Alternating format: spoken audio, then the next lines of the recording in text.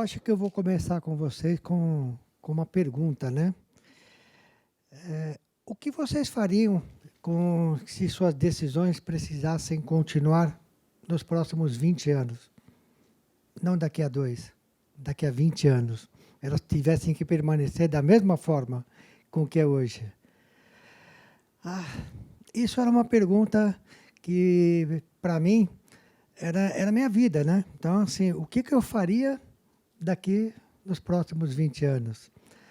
E eu me recordo muito que era a minha principal realidade, tá?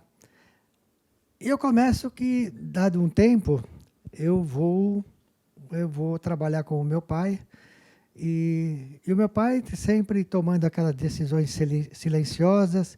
Durante muitos anos, no aprendizado, eu ficava literalmente em pé ao lado dele, porque onde ele trabalhava não tinha cadeira para sentar para mais pessoas, então era bem limitado. E durante muitos anos eu vi aquelas tomadas de decisões silenciosas, onde você tinha que chegar de manhã cedo, era uma rotina, né? Para nós era uma grande rotina. Pegar o metrô, chegar na corretora, ler os jornais, fazer todas aqueles trabalhos manuais, as planilhas, né, que hoje todo mundo consegue fazer num clicar, e aquilo para nós levava tempos e tempos. Depois fazer todo o atendimento da clientela. E durante muitos anos eu fui a pessoa que tomava conta de todo o portfólio, tá? Tanto da família quanto de outros investidores. Cara, e aquilo estava começando a me frustrar, porque eu via as coisas acontecendo lá fora, estava rápido demais. E o nosso método era do mesmo jeito, naquela baladinha, todo dia a mesma coisa, e aquilo começou a me incomodar demais, ao ponto que eu cheguei um dia e falei para o meu pai: cara, as coisas estão lá fora, eu acho que isso aqui não está certo, né? Eu acho que é lento demais, as coisas não acontecem, e o que a gente precisa fazer para mudar isso? Então eu queria mudar. E mudar não é fácil. Quando você vai querer mudar o que está dando certo, a chance de errar é muito grande. E eu me recordo que teve algumas situações, eu olhava aquele mundo lá fora, voando, correndo, as movimentações, inovações, e a nossa rotina era a mesma. Será que ele estava certo ou estava errado? Ou eu estava certo e ele estava errado? Mas eu queria mudar. Então, e quando você quer mudar, você vê que muitas coisas foram construídas para se perpetuar, para ser longevo. E às vezes a gente quer mudar o que está dando certo. Então, principalmente quando tem a junção de 2 gerações ou 3 gerações, porque nós somos uma família de 3 gerações na mesma atividade. Então, uma das poucas no país que tem esse formato. Então, você pega 3 gerações e você fala o que está dando certo, o que não está dando certo. E aí vem com o tempo que eu cresci, né, que a gente vê que tem algumas coisas que a gente resolve como? O que a gente tem que fazer para que isso dê certo? Entendeu? Então, qual é a coerência? Entendeu? Qual é a fórmula que vai dar certo para que as coisas aconteçam? Entendeu? Isso acontece. Isso a gente sabe que as coisas vão acontecer. Então, eu me recordo que daí tem algumas decisões que o quê? O legado a gente constrói. E o legado principal é aquilo que você decide proteger. Entendeu? Então, não é o que você decide mudar, é o que você decide proteger. Aí, um dia, meu pai chegou, uma vez, nós estávamos na corretora, ele falou: Luizinho, você quer crescer rápido ou quer continuar existindo no futuro? Aí fala, opa, eu acho que isso virou uma lente para mim. O que eu quero para daqui os próximos anos acontecer, entendeu? E quando você começa a olhar o mundo por essa lente, você percebe que esse padrão ele está em todo lugar, entendeu? Você não vai modificar isso.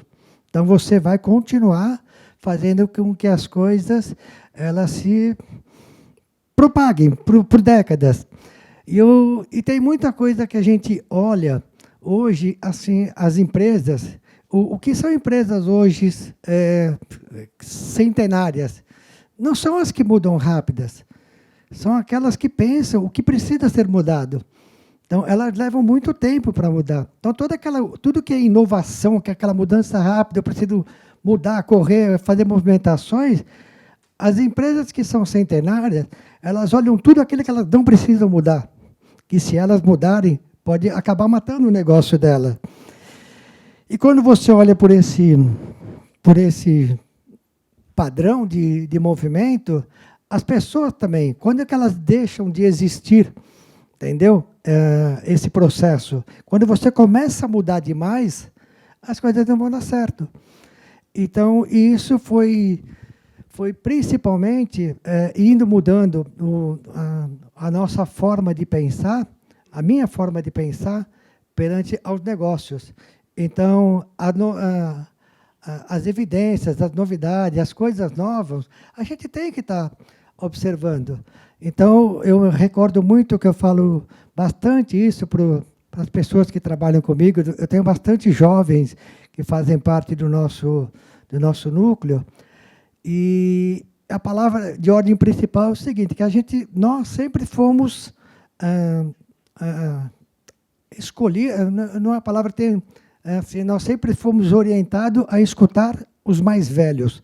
Então, eu falo que, durante muitos anos, eu só escutei o meu pai. Então, que era uma pessoa mais velha. Quando chegam os jovens aqui, você tomar decisões em cima do que um jovem te passa, isso não é fácil. Então, quando a gente traz esse jovem para cá, para tomar essas decisões, aí você fala assim, o mundo está mudando, as coisas estão melhorando. Mas será que precisa mudar? Também, nessa rapidez, porque o jovem chega, ele põe o pé, ele quer amanhã.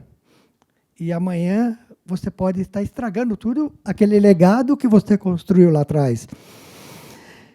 E quando você tem essas evidências de que as coisas estão acontecendo, então você tem que ir tratando caso a caso.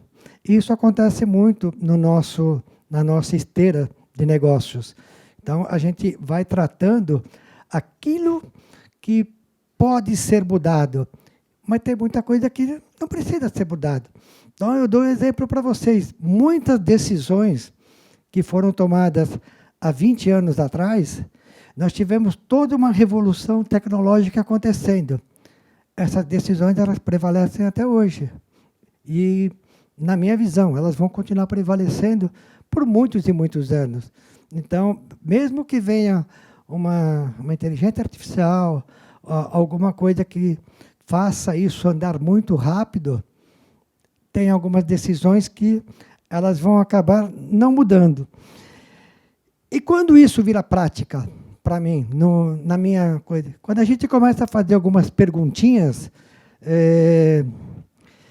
prática, isso melhora a construção ou só a aparência dela?